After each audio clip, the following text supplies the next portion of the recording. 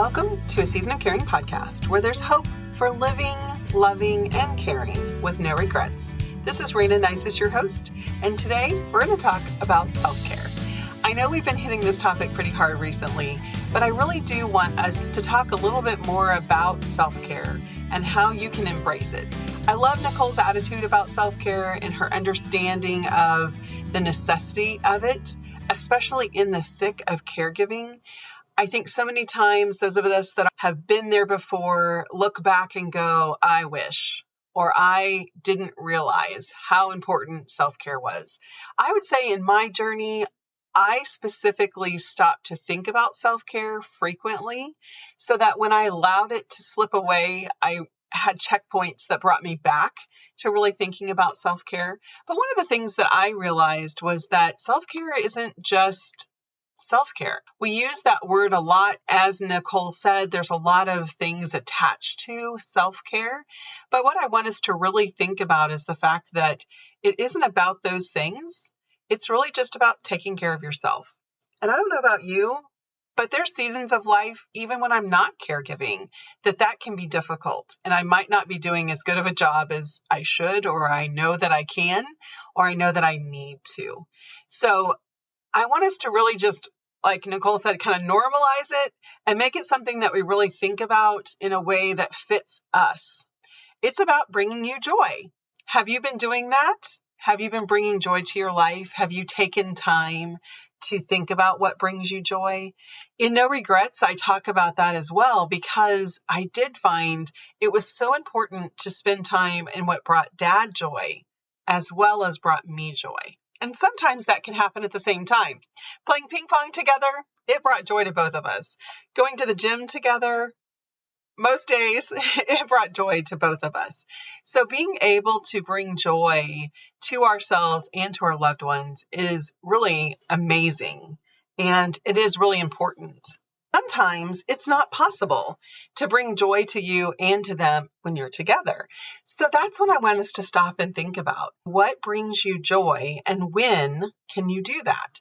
So I've shared before, with Dad going to bed early, I really tried to be intentional with the time between his bedtime and my bedtime to do things that brought me joy.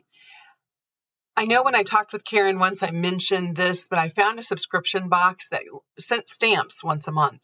And so I would take time to spread out all of the supplies and to make cards or to make the projects that came in the subscription box.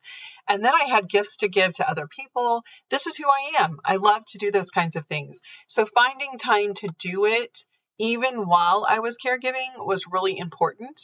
And then the times away as well was important for me.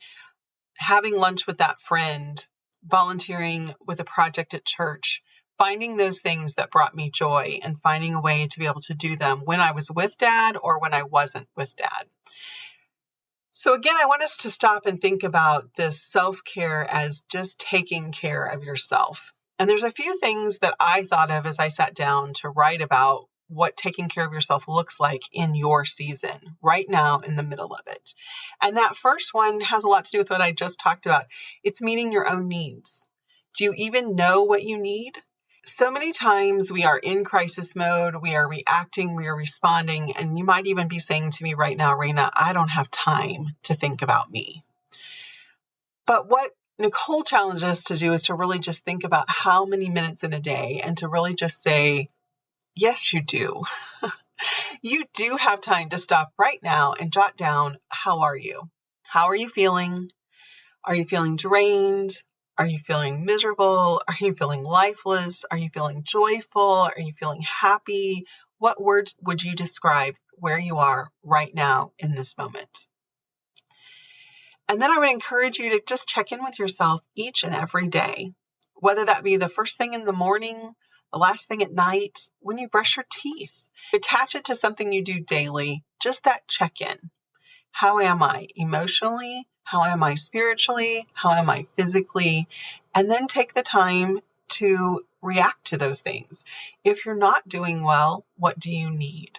That's always my next question. What do you need? And find a way to meet that need. It might not be something you can do tomorrow. It might be something you have to set a goal and do in a week, or set an appointment and do at that time. But even mentally knowing it's coming can shift how you're feeling. So really getting in touch with your own needs, I think, is the very first place to start when we're talking about taking care of you. The next thing is really getting the support that you need. I talk about it a lot. You have to have a team of people. One person cannot do all of what you're trying to do. There are resources out there. There's community resources, there's home care companies, there's support groups. There's all different kinds of resources available to you. Have you brought the people on your team that you need? I hope that's really clear. That's one time when a podcast is a little difficult, because I'd love to hear what you think when I say that. I really want you to understand that your team is anything that you need. It's from the person that you hire to come in and clean the house. It's the person that you hire to mow the grass. It's the person that you hire to take your dad to the activity he loves that he doesn't need you for. Before we were doing 24-hour care and my aunt was living with my dad, we still paid caregivers. Dad loved to play volleyball, and there was a group of senior citizens that played volleyball 3 times a week. That was our first caregiver that we hired. She came in, she took him to volleyball. Maybe they ran to the grocery store on the way home, but she had a set amount of time to allow him to do things he loved and to free up my aunt to do things she loved. So I really encourage you to think about who you need on your team to help you find the time to take care of your needs. There are people out there, there are opportunities. And so it really is a shift of thinking, I think, sometimes, of just realizing we can find help. So when we're thinking about our own needs, we're thinking about how we can get the support for our loved one that we're caring for. That's so important because it allows us space and time for our needs. But I think one of those needs that we often forget about is our own support. It is so important to know that you have that friend to call up and have that conversation with when you're just really frustrated. Or like I mentioned before, to be able to go to lunch with a friend and just laugh and be normal again. And maybe not think about what's happening with your loved one that you're caring for, but really just get back into that relationship, that friendship, and really spending time together. Sometimes you only have time for that quick phone call. I know for me, during my caring season, one day a week, I actually took care of one of my grandchildren. A gram day is what we call it. And we still do it, but that was huge for me. He was born in the middle of my caregiving season. So to start off with just holding that baby and watching that smile and meeting his needs in a way that were so simple compared to some of the needs I was trying to meet with my dad. And then as he grew and as he wanted to play and we fell in love with the farm and playing in the sand pile and going outside to just climb up and down on the tractor or maybe take a tractor ride. Those were things that were supportive of me. They brought me joy. So sometimes when we think about getting support, we're always thinking about support groups, or we're thinking about a counselor, maybe a coach. Those are all great things, but sometimes it's just the support of that person, that individual who helps you kind of escape the reality of your caregiving and put you in a different place and allow you to enjoy and find joy in that moment with them. So think about the support that you need. Think about not only building the team of people to do it for you, but thinking of those team members also as those friends and family who give you the emotional support or the spiritual support that you need. I am a Christian and my faith was a big part of my life. And one of the things that I did to support myself while I was not as engaged in my church as I had been before was finding online Bible studies. Proverbs 31 has some great online Bible studies. I also joined some things with Lifeway. So there's lots of opportunities out there to find that connection in group that maybe you're missing because you are caregiving.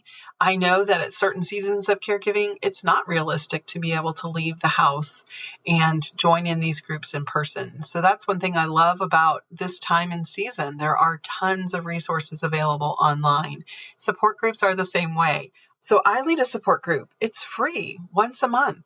Just check out my website at aseasonofcaring.com and find out when we're meeting. We've been moving it around, trying to find a good meeting time for you. So just join us, an opportunity to talk with others, to be able to really express how you are and get that support from those who understand. I know Nourish for Caregivers also has a free online opportunity, as well as things like the Alzheimer's Association. Different groups have online options, especially because of COVID right now. So look at what's available. Find the support that you need. You might not think you're a support group person, but you might just surprise yourself. So I challenge you, one time. Go one time and see what it's like. If it's a good fit for you, we're thrilled. If it's not, that's okay too. Find what works for you. It might be a great friend. It might be you need that one-on-one conversation with someone like a coach.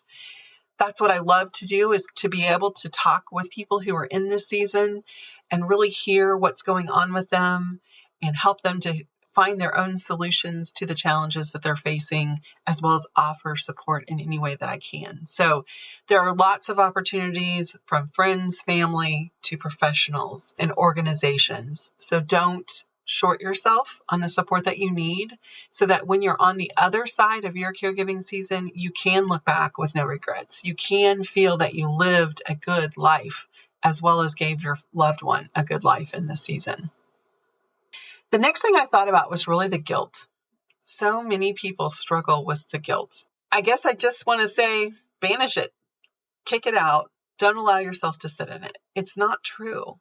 If you're listening to this podcast today, you want to be the best family caregiver you can be. I know that. I know that you are doing your best. It might not feel like your best is enough, and you might need to bring some additional support in so that both you and your loved one are getting the best support possible. You might need to bring someone else in to support you in this season that's so challenging, but guilt is not solving the problem. So accept that you're doing your best, acknowledge the efforts that you're making, and maybe you need to actually make a list of all the things that you're doing, just so you can understand how much you're giving and really realize there's no reason to feel guilty. You are doing your best. If you're finding yourself at the end of your rope and you can't say that about what you're doing right now, you can't say that you're doing your best, find help. Go back to the first three things I've said. Get the support that you need. Get the support for your loved one. It might mean you need to do something different with your loved one.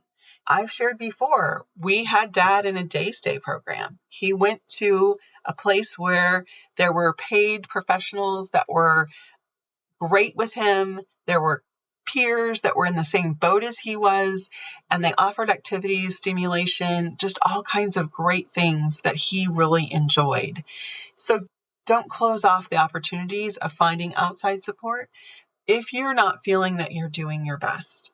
If you're doing the best that you can, when you lay your head on the pillow every night, you just need to say, I did my best, and be okay with that. It really is okay. A lot of people struggle with feeling like they never can do enough. And if you feel like you can never do enough, it's not true. You are. So banish that guilt and really take care of yourself. The last suggestion I have in taking care of you is really learning to focus in the moment. Celebrate life and family. It's hard to see the changes in your family. It's hard to realize, oh, we really can't go out to dinner anymore, or, oh, they really can't travel anymore. Changes are hard, and that's part of this season. It's full of small losses, and learning to be in the moment and celebrate where you are right here, right now, with your life, with your family, it really will make a difference. I can't encourage you enough to make that shift. So when you're feeling the stress, I say take a deep breath, hold it for a little while, let it out, look around, and see what's right in front of you. What can you be thankful for? What can you engage in that will bring you joy right here in front of you. If it's cooking dinner for your loved one, smell it. Think about how good it's going to be. Think about where the recipe came from. Who gave it to you? When was the first time you ate it? What do you love about it? What does your loved one love about it? It might be something you don't love. But think about how it can bring you joy right there in that moment. Celebrate the opportunity to eat with your loved one, to spend the time with them. I know as I look back on my caring season, I realized that I would never have spent the amount of time with my dad as an adult as I did because I was caring for him. And in those moments, looking for the time to be able to laugh together, to be able to find that smile from him, I just think it's irreplaceable. And I'm so thankful for those memories. There were a lot of icky stuff. There was a lot of difficult times, but at the same time, there were a lot of good times. And being able to really celebrate those times and be there in that moment, making memories for yourself right now can help you with taking care of you. It will fill you in ways that you don't even realize you need. So celebrate life. Find reasons to celebrate with your loved one. Think of each time as a last time celebration because we really don't know when the last one will be. Develop new traditions and rituals, possibly bring back some old ones. If there are memories or things that you used to do together, bring those back and go back and do those things together again. Adult them. If there were tea parties that you remember having fun with, have a tea party. Make some cookies together and enjoy some tea. Sing some songs, play games, do crafts, get outside. Think about things that you can do right here and right now to celebrate life and your loved one. So I hope that today, as we've talked about taking care of you, that I've given you some really practical, basic ideas of how to do that. Because honestly, that's what taking care of you is all about. It's about finding the things that will feed your soul and give you joy, even in this season that's full of heartache and struggle. As you spend time thinking about how you can take care of you, I would love to have you join us. Nicole spurred my brain and got me thinking about offering a simple, truly simple challenge, a 5-day, 15-minute self-care challenge. Remember, we're defining self-care as taking care of you, bringing you joy. So if you can find 15 minutes each day to do that for yourself, I want to invite you. I want to challenge you to be a part of this 5-day challenge. To do that, you just need to visit my website at aseasonofcaring.com/self-care challenge, all one word, aseasonofcaring.com/self-care challenge, all one word. When you sign up, I'll send you some information and want to get you plugged into our group on Facebook. And we will be doing just 15-minute challenges. So I want to invite you to be a part of this, to join us on Facebook so that we can hear what things you're doing and get ideas of things that maybe we haven't even thought of. So join us for this 5-day challenge. Again, aseasonofcaring.com/self-care challenge. The 5-day self-care challenge begins Monday, August 16th, and will run through Friday, August 20th. It's just 15 minutes of doing what brings you joy. We ask you to share with us so we can get ideas of things that you're doing that maybe we haven't thought of before. I look forward to you being a part of this challenge. I can't wait to meet you all on Facebook and see what you're up to in taking care of yourself. Again, our challenge will be August 16th through the 20th. To sign up today, just visit aseasonofcaring.com/self-care challenge. I look forward to seeing you there. Thanks for joining me today. Just a reminder, A Season of Caring podcast is created for the enjoyment of family caregivers. If you have financial, legal, or medical questions, be sure to contact your local professionals and take heart in your season of caring.